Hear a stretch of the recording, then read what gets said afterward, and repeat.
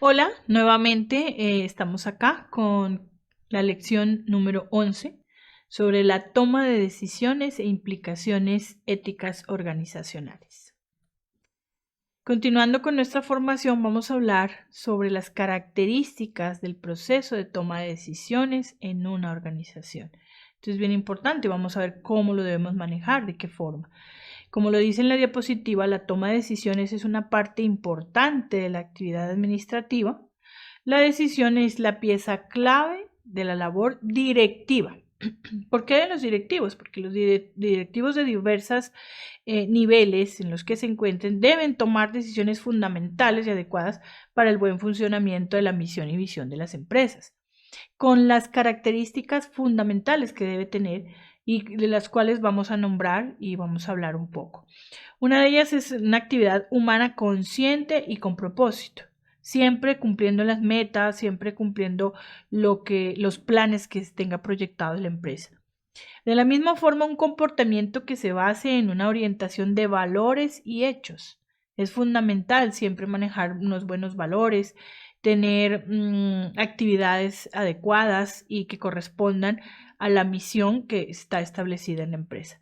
Un proceso de interacción entre los miembros de una organización. Todos deben actuar e interactuar de manera adecuada, de manera correcta, tomando las decisiones más asertivas para la empresa. También una elección, como lo dice ahí en las diapositivas, una elección de alternativas dentro del estado político y social de la organización.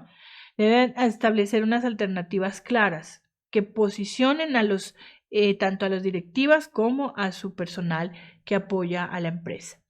Una parte integral del desempeño de todas las demás funciones directivas. O sea, ¿qué quiere decir esto? Que no se toman funciones aisladas o alejadas, una diferente a otra, sino que deben estar de forma integral, que todo debe llegar siempre a una meta en común, a una finalidad en común.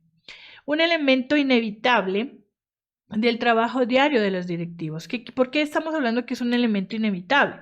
Porque los directivos todos los días deben estar tomando decisiones y esas decisiones deben ser asertivas, deben ser oportunas, deben ser en el momento adecuado para que la empresa o la entidad funcione de manera correcta. Vamos a ver esas etapas en la toma de decisiones. ¿Cuáles son esas etapas para tomar decisiones correctas, para tomar buenas decisiones en las empresas? Primero, pues, como lo dice allí, analizar la situación previamente, reuniendo y procesando toda la información para que luego se pueda clasificarla, ¿sí? Y analizarla correctamente, comparando una con otra. Luego podemos diagnosticar el problema, identificándolo primero, cuáles son esos problemas que se presentan, cuál es el camino que se debe seguir para resolverlo, de qué manera, que sea una manera eficaz para resolverlo. Después, conocer claramente los indicadores con los que vamos a comparar esas situaciones y esas alternativas que se nos presentan de solución, seleccionando la mejor y la más adecuada. Desarrollar un conjunto, como lo dice acá, de alternativas para resolver el problema y encontrar varias opciones, porque no solamente es una opción o una posible alternativa de solución, sino son varias soluciones para que se las pueda comparar y se las pueda seleccionar las más adecuadas para la empresa. Luego se pueden comparar en el sentido de que cuáles son todas esas alternativas, cuáles son esos criterios que se han seleccionado para poder elegir la mejor. ¿Qué criterios o qué ítems o qué indicadores me van a permitir a mí seleccionar una alternativa de solución adecuada? También se puede determinar un conjunto de recursos, de plazos, de interpretaciones para ejecutarla. Allí ya viene la acción. Yo ya comparo, las selecciono, las tomo en cuenta, las analizo y tomo la más acertada, la más adecuada. Pero debo tener en cuenta de qué manera la voy a poner en acción, de qué manera y de qué estrategias voy a utilizar para que se dé de la mejor manera posible. Y finalmente, se retroalimenta y se evalúan los resultados. Todo esto debe hacerse en común acuerdo con las directivas y los empleados. Se debe manejar en un manual, en unas normas una normatividad que maneje la empresa para que esto se haga constantemente, para que se haga de manera permanente.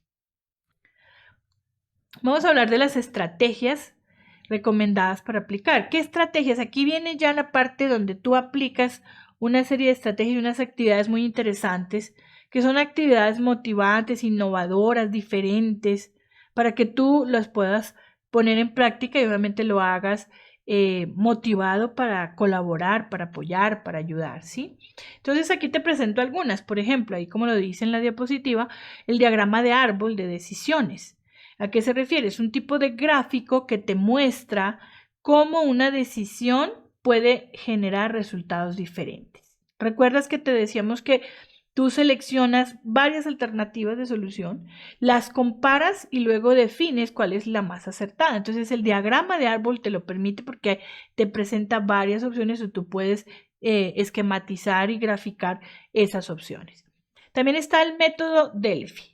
¿A qué se refiere? Como lo dice ahí, este es un marco que designa a una persona de un grupo de trabajo como responsable clave para la toma de decisiones. Siempre en un grupo de trabajo debe haber una persona que lidere la toma de decisiones. A través de esta persona que lidera, los demás van a estar de acuerdo y van a dar su opinión, pero siempre a través de la persona que orienta esa toma de decisiones. Ese es el mapa de Delphi. Y el mapa de consenso comienza con una lluvia de ideas y luego agrupa aquellas que son categóricamente las más similares, las que se asemejan a la situación de la toma de decisiones según la situación que se vaya a resolver. Tenemos la investigación dialéctica, como lo dice allí, se desarrolla en dos equipos, los cuales debaten, ¿sí?, entre dos opciones diferentes planteadas para ver cuáles como digamos que los desafíos distintos o las alternativas distintas que se pueden plantear. Y por último, la técnica del grupo nominal. En este caso, esta estrategia permite que cada miembro del equipo proporcione comentarios, opiniones escritas o digitales, explicando las respuestas a través de una toma de decisiones que se vaya a hacer o unas alternativas que se vayan a plantear para mejorar. Vamos a ver, continuando con el tema, qué es la ética en las organizaciones. Se refiere al código o guía que guía, ¿sí?, el comportamiento del personal con respecto a lo que está bien y a lo que está mal. Los famosos códigos éticos, porque allí te dice, en el código de ética o los códigos éticos para los trabajadores te dice qué puedes hacer, ahí están las cláusulas, te especifican qué puedes hacer en tu empresa o en tu trabajo, qué está establecido como deshonesto o como actividades que no puedes desarrollar. Entonces ahí viene que esa es la ética en las organizaciones, donde te establece un parámetro para tus conductas, para la toma de decisiones, para lo que estás haciendo cotidianamente en el trabajo. Y que es importante fomentar, ¿por qué es importante fomentar la ética en las organizaciones? Esto es importante, como lo dice acá, porque se obtienen beneficios positivos y mejoran los resultados comerciales. Siempre que hay una ética, siempre que hay unos manuales de ética, unos códigos de comportamiento humano, de actitudes de los empleados positivas, pues va a mejorar el entorno laboral, vas a poder trabajar en un entorno tranquilo y vas a poder superar y fortalecer todas las situaciones que se te presenten a nivel puede ser una debilidad, una dificultad, las vas a poder manejar de manera más adecuada.